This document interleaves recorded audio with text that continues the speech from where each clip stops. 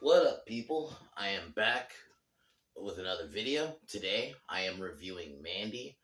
And like I mentioned yesterday, today is probably going to be the last day I'm doing a video here for, I don't know, like at least maybe a bit over a week. Because I gotta do something, so I'm going to be back at the other house for a bit. So, but besides that, I'll go through what I got planned this week. So, because of that, I am not going to be doing the orphan movies. I initially planned to do that but this was sprung upon me. I will be doing. I've decided we'll finish Underworld on Thursday, and then Wednesday I'll try to have to probably try to do this video earlier in the day because I don't know if I'll be able to do it Wednesday night. I will be doing um Nighthawks, Sylvester Stallone movie I actually have never seen with Rucker Hauer, so I figured I'll do that one. So I'll do the orphan movies when I get back to over here. But anyway, side point. But anyway, today we're back to doing the Nicolas Cage movies. Today I'm doing one I've never seen before. I remember like in like the horror community, this one being kind of talked about, but I never saw it at the time. Mandy came out in 2018. I think part of the reason was because I was really hyped for like Jurassic World. Fallen Kingdom came out that year. You had Halloween 2018. For that was 2019. I was gonna say Ford vs Ferrari, but that was 2019. But like, yeah, it was just at that time. I think that movie came out around the time of Halloween 2018, so I just never ended up watching it. But I decided to watch it. I figured it's Nicolas Cage, and I actually wanted to watch it. And oh my god, this movie is a fucking trip. It is, and that's probably what I'm gonna title this video because holy shit, it is. It is pretty much like an LSD trip in a movie form. Like, but it's crazy because the plot itself is simple. It's a revenge story. This crazy, religious game called the Children of Some. I'll probably come to me, but led by this crazy guy named Jeremiah Sand, finds his Red, his girlfriend Mandy, hence the title. Um, they think she's beautiful. She turns her down their advances, and they kidnap her and him, and they end up killing her. And that scene itself, holy shit! When they burn her, I'm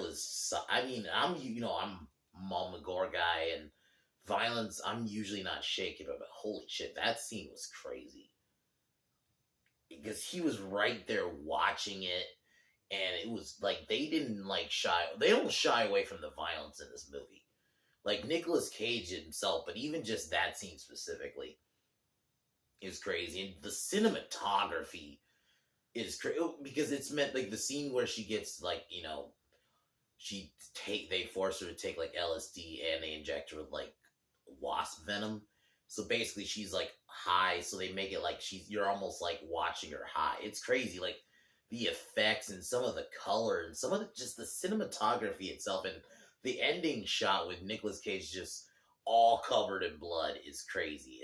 And he's just smiling. It's Nicolas Cage is not your normal Nicolas. Like he goes batshit in this movie, but it makes sense.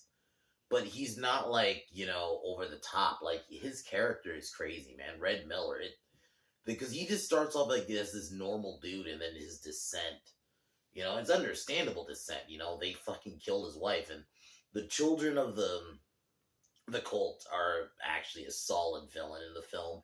Jeremiah he's so hateable, and the scene where he just gets his head crushed, dude. Some of the kills, man, are fucking intense. Like the scene where he just flings the fucking axe because he makes himself an axe in the film, and he flings it at one of the cult members.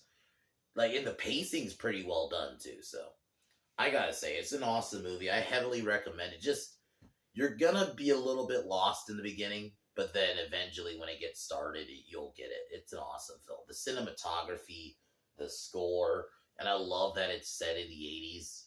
I think it's 83 specifically, it said it. But awesome film.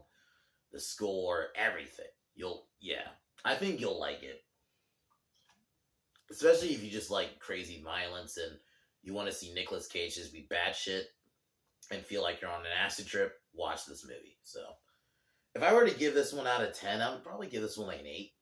Actually, a 9. I actually really enjoyed it. I would definitely watch this again. I think it's just, I'm happy this film was made. And I kind of kicked myself for not watching it at the time, but it is what it is. Tomorrow, I will be back doing the final Sleepaway Camp movie with Return to Sleepaway Camp. I have found it. It's not on a service, but I have found it. I'll be reviewing that. I guess before I go into the review, I'll go into what I got planned this week. That video tomorrow, Return to Sleepaway Camp. And then Wednesday, I actually might have, not Wednesday, Thursday, I'll talk about that Thursday. Wednesday, I'll be doing Nighthawks, but I might be doing that one how I did Bullet Train this morning. I might be doing it in the morning because I don't think I'm going to have time to do videos when I get back because I'm going to be going to a friend's house. Or at least I plan on it anyway. But Thursday, I got 2 videos planned. We'll finish the Underworld movies with Blood Wars, and I'll also be doing a rant about how they're doing She-Hulk. I'm not watching the show, but I have watched clips and just seeing what they're doing. And not just She-Hulk, but just, I've ranted about how the MCU has handled Hulk. So, I might, go more into that. So it'll be, kind of an overall rant on both characters, or how they're handling them. And then Friday, if I do a video Friday, it'll probably be in the morning. I don't know what I got planned yet, but it'll be something in the morning. But aside from that, I will get started here on my Mandy review. But cheers.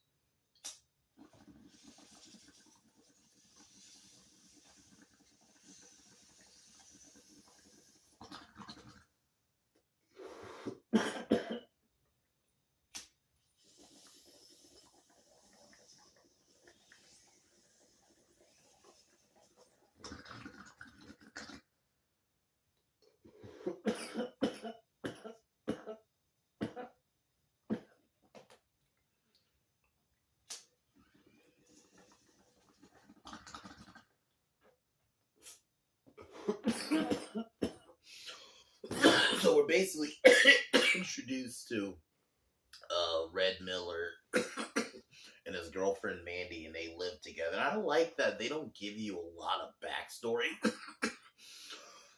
even about the cult. The cult just exists. And sometimes that's good. Don't get me wrong, I'm cool with every now and then getting a story. Sometimes it's cool when something just exists. Like this cult, they don't go into it. They don't go too much into Jeremiah Sand or any of his cult.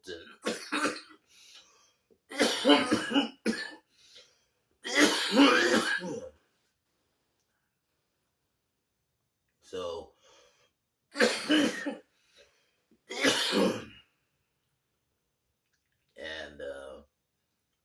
yeah, basically, he's, from what I gathered, yeah, you're gonna be a little lost in the beginning, because yeah, it's done almost like as a trip.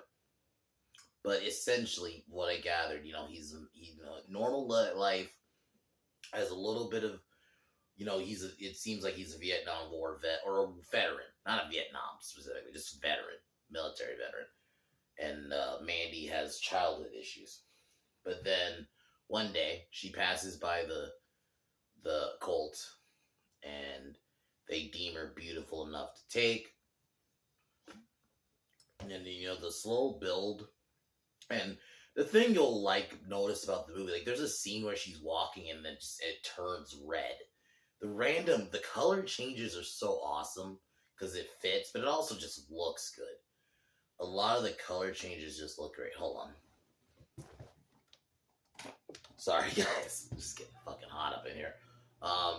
But yeah, the color changes are pretty good. Yeah, just very good cinematography. Just a shots of the moon or just the sky in general are just crazy. It's almost like an art but it's done well because it still looks like a movie.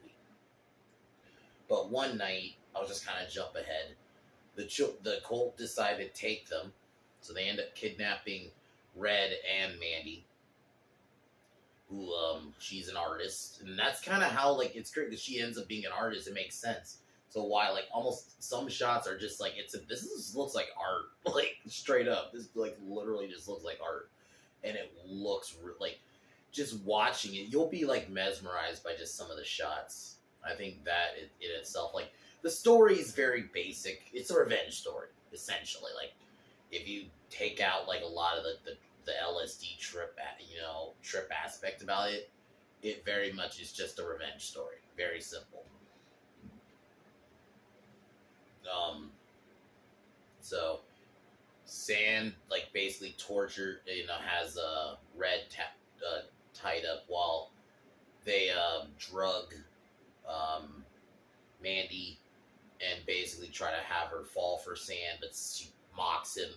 So because of that, and like there's even a scene like where he's like singing like his own song, and it even though he's a bad guy, that scene was good just because the song itself felt like I was just listening to it like I felt like I was just an acid trip listening to like a song from like the 70s or something.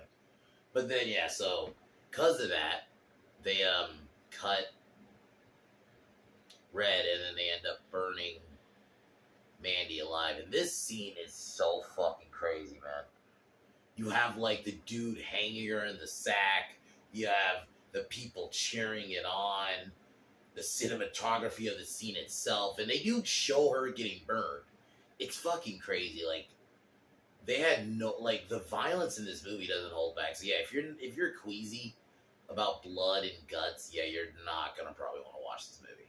Because literally the end shot, I'll spoil it a bit, is him, like, it's a gif I shared on Twitter when I announced I was reviewing this. It's him, like, smiling, and he's just, like, covered in blood. Like, all in blood. Like, this movie does not hold back. It does not fucking hold back. But yeah, so it's crazy, man. Like, that scene specifically, like, that is like, it's like, it felt like when I was watching The Crow a little bit, when you saw like what those guys were doing. It's the same thing there. It's like you wanted them to get theirs. It's like, and that to me does make a good bad guy in the opposite way, because they're the bad guys you can still kind of like, and even though they're doing fucked up shit. But these guys are like, you want them to fucking get theirs, man. It's the same thing, like, when I compared it to The Crow, it's like the same thing there. You wanted them to get theirs for what they did. To Shelley and Eric, it's like the same thing here. Like, you wanted them to get theirs for what they did to Mandy. It's brutal, that scene. Anyway, so after that, they leave, which, granted, if you're thinking about it, why did they leave him alive? Like, y'all just literally left him alive. He saw you do this. Wouldn't you just kill him? But anyway. But we wouldn't have a movie. So, that's why I'm not like, it's not a criticism. It's just a little bit like, y'all did leave him alive. But I understand. If they had killed him, we wouldn't have a movie. So, it's like, if you don't have anyone go to Crystal Lake, because you can make that argument, why do people still go? Then we wouldn't have a franchise. So after he has a bit of nightmares, he wakes up, and when he sees her like all just in dust and ash, so fucked up, man. And you wanted him to get that revenge. So he goes back home, kind of sulks a bit, and it's those scenes himself, like basically it's almost like he doesn't, it's not like computing what happened, and it's understandable. It's like, you just saw your girlfriend get burned alive right in front of you. Like, yeah, that whole scene. So after that, he meets with Carruthers, who you might remember from Predator and Menace to Society. So this movie is very characters. There's not a lot of characters really. Like, you have the cult people, and then you have Mandy and Red. And then Carruthers, who's his friend, we only see for one scene, who does give him a bit of information about like a little the story of the cult, which is kind of cool. So you get a bit of backstory. But I like that it was a. Besides that scene, I like that it's very blah. I'm fucking fucked up right now. Minimal, min, fuck. Very like they kept it small. The amount of like, um, the amount of like backstory. They kept it like, they told you that a little bit, but then. And I honestly like that there's not like, a lot of characters either. Like, I like that it's just kind of simple. So, after getting his crossbow, he forges himself an axe and goes after the gang initially. Fights a few of them. And yeah, some of the fucking violence, man, is crazy. So, after that, he takes some of them out. He tries to run one of them down, but he ends up one of them shoots the car and he ends up crashing it. And the thing is, this movie goes pretty much when he starts going on his killing spree, it just goes. So he gets tied up initially, and he's about to get tortured, but he breaks out and kills the one guy, and then starts killing a bunch of the biker gang. And yeah, the just fight scenes are pretty well done. And then the scene where after he kills a couple of guys and the one guy just like pukes blood on him, that scene was just a little gnarly. Because I already don't like puke anyway, but it was like, holy shit. And then he just finds a glass shard because, they're doing cocaine and there's just like coke on it. He just sniffs it. I'm like, that's one of the most metal scenes ever. So he then finds the people, pretty much the final people who did the murder. Kills the one dude. He just flings a fucking axe at that scene because he's like just chilling in his car and music's playing.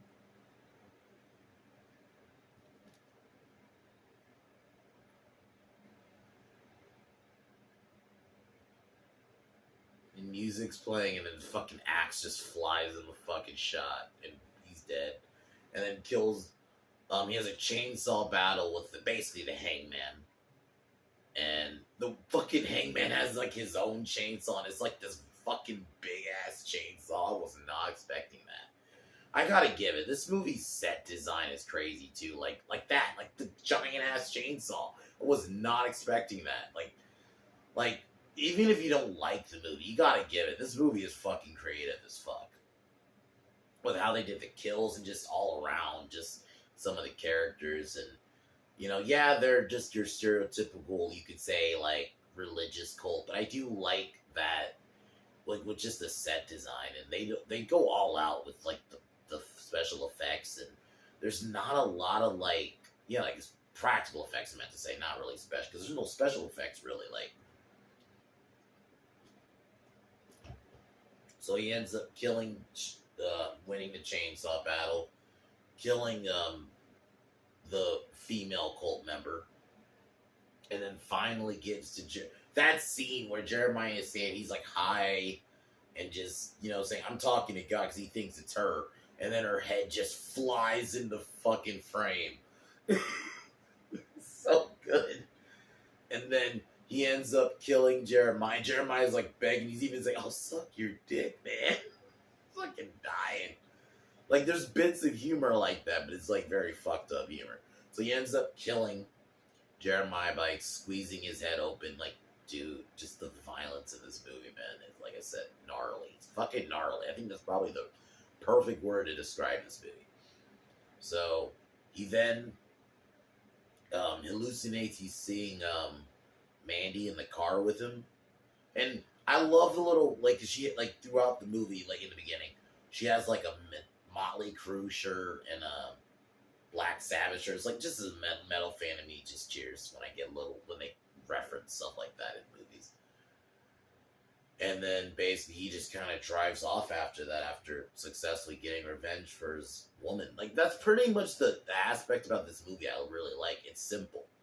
If you take out like a lot of the drug stuff, it's a ultimate revenge story. Like, because ultimately the characters aren't really important. It's the experience. I think that's this kind of movie. So the story, I would say, like, the story is simple enough that I would watch it, but you're not really watching for the story. It's an experience movie for sure. But Nicolas Cage plays it great as Red. Those scenes where he's hallucinating is just great. But the violence is probably what I like about it. Like, they don't fucking relent. That scene, man, where they fucking burn his wife, you want them to get theirs, man. It really gets you. So I've got to say, they delivered it. The actor who played Jeremiah Sands did it perfectly. He really you wanted him to fucking get his. And when he got his, man, I cheered a little bit. I cheered definitely. So, one of my favorite movies. I really wish I watched it when it came out. I kind of regret I didn't.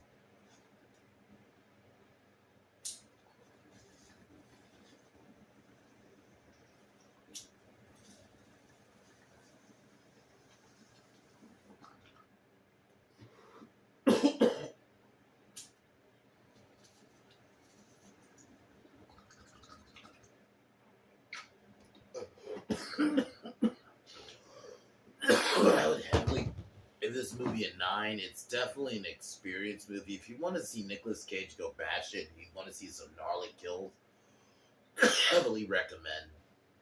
Um, but yeah, I really wish I watched this sooner. But aside from that, tomorrow I will be doing my Return to Sleepaway Camp review. I'm going to be going in that blind because I have not watched that yet. So I'll be watching that tomorrow. But yeah, 9 out of 10 for Mandy. Watch it. I'll talk to y'all tomorrow. As usual, fuck the Biden administration. Peace.